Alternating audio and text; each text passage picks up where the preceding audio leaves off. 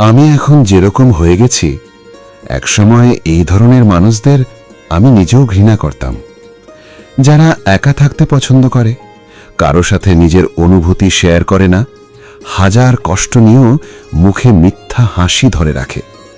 তাদের আমি অহংকারী ভাবতাম এরা হয়তো মানুষকে গুরুত্ব দিতে জানে না। কিন্তু সময় খুব নীরবে মানুষকে বদলে দেয়।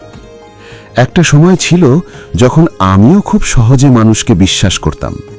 কারো একটু যত্ন পেলে নিজের সবটুকু দিয়ে পাশে দাঁড়াতাম। নিজের সুখের চেয়ে অন্যের হাসিটাকে বেশি গুরুত্ব দিতাম।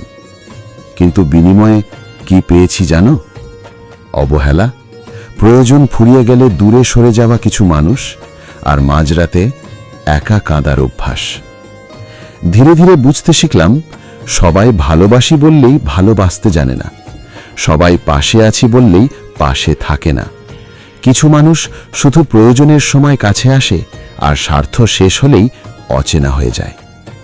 তারপর একদিন নিজেকে বদলে ফেললাম। কথা বলা কমিয়ে দিলাম, কারো কাছে নিজের কষ্ট প্রকাশ করা বন্ধ করে দিলাম। কারণ মানুষ কষ্ট বোঝার আগে বিচার করতে বেশি পছন্দ করে। এখন আর কাউকে সহজে বিশ্বাস করতে পারি না। কারো অতিরিক্ত যত্ন দেখলেও ভয় লাগে, মনে হয় এর পিছনেও হয়তো কোনো স্বার্থ লুকিয়ে আছে। হ্যাঁ, আমি এখন অনেক বদলে গেছি। আগের মতো হাসি খুশি নেই, আগের মতো কাউকে নিয়ে স্বপ্নও দেখি না। আর সবচেয়ে কষ্টের ব্যাপার হলো, আজ আমি নিজেই সেই মানুষটাতে পরিণত হয়েছি যে ধরনের মানুষকে একসময় আমি নিজেও ঘৃণা করতাম। কিন্তু বিশ্বাস করো, মানুষ শখ করে বদলায় না।